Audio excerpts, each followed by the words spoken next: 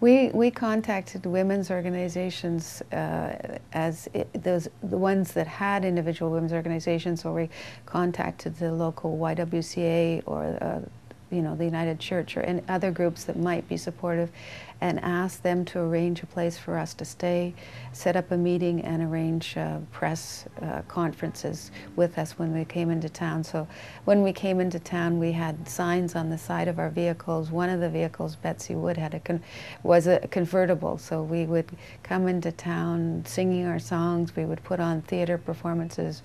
We'd speak to the media, and then we'd hold a public meeting to discuss why we were doing this. So how many people joined all together? How many people traveled across, well, not across Canada, but how many people were with you when you reached Ottawa? Well, in Toronto, we were able to mobilize a lot more women. The Toronto Women's Liberation Movement was quite a strong organization, so quite a few women joined us in Toronto. And then when we reached Ottawa, we were joined by the women from the Maritimes and from Quebec. So we were several hundred women by the time we all gathered together in a school in Ottawa. How many people from BC were in the caravan? I think there was about 25 of us that left from Vancouver. I remember us gathering on the steps of the Vancouver Art Gallery with our lot of supporters with our signs, and then we left and drove up the valley. And it was the law courts then, I think. Is that right? Yeah. Before it became the art gallery, yeah. Yes, can you take us through the day of the shutting down of Parliament and describe it in your words? Well, there were several days. We gathered in Ottawa and met as a whole, and then we would break into our regional caucuses and to decide how we were to proceed. And we finally decided we would have a march up to the House and asked to speak with the members of Parliament. And the only member of Parliament who agreed to speak to us was Grace McGuinness, my cousin, who was then, I think, the only woman in the House of Commons. And she had been the only woman in the House of Commons for a number of years. There might have been a couple of others, but she was the only one who came out to meet us. Would that still be the CCF then, or was it now the NDP? It was the NDP this is in at that time. 1970? Yeah, yeah. And which riding was she representing, Grace McGuinness? I believe she was representing a Vancouver riding, and I think it was, I don't know what it was called then, it's Vancouver Kingsway. Ah. Now. Okay, sorry, yeah. Didn't mean to interrupt you. Yeah. Go ahead.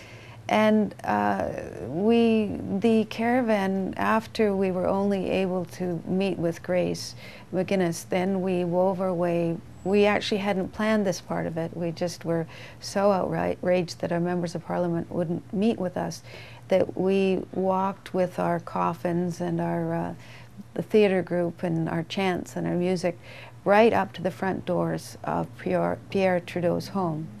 Now you have to remember, this is the man who'd been a justice minister, who shortly before had said the state has no place in the bedrooms of the country, and I believe triggered the Stonewall riots by that comment. But we could have gone into the Prime Minister house at that time. We were very angry. There were quite a number of us, but we decided just to leave the coffin at his doorstep. We were astonished that a Prime Minister who cared so much about civil rights and spoken out on so many issues was not prepared to say women had the right to choose control of their own bodies.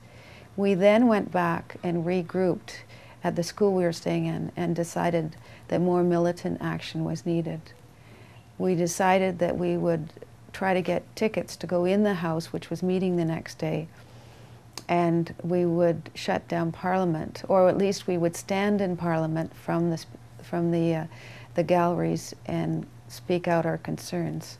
So each region chose a couple of people that would represent them, who could present the position, who could afford to be arrested if that happened, and who would be able to deal with the media afterwards.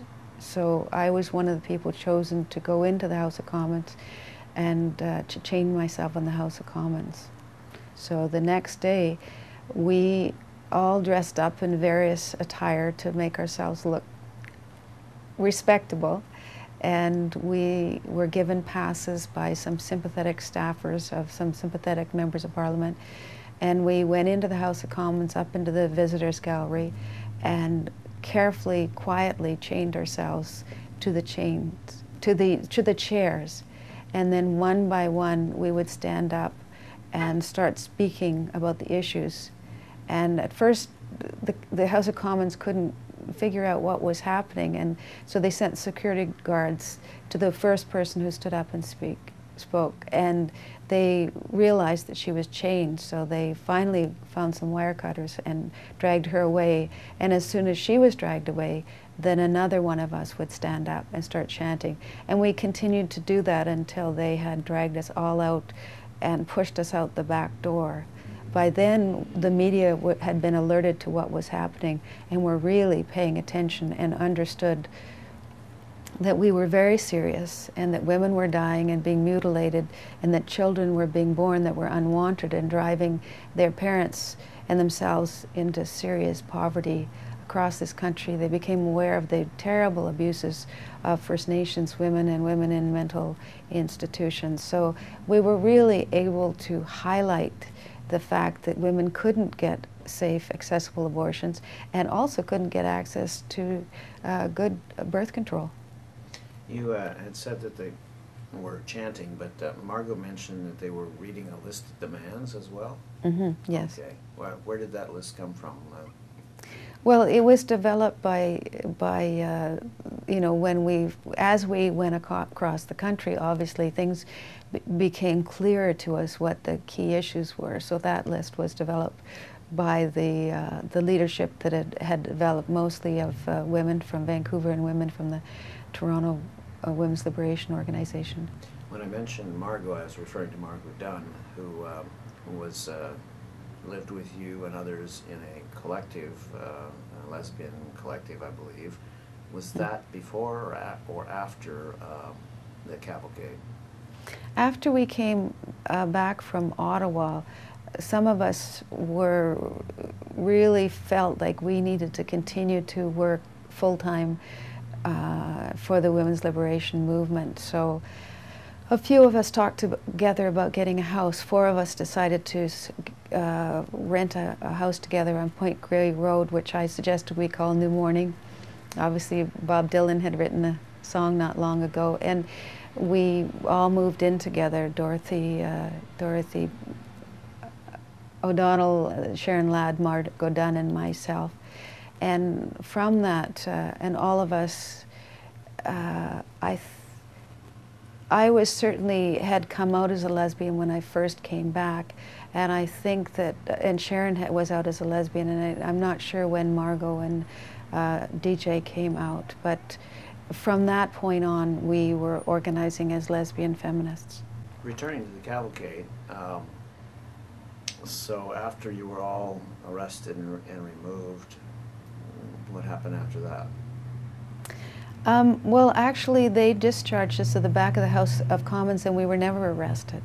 So they just removed you? They removed us and made a decision not to arrest us, and then they released us.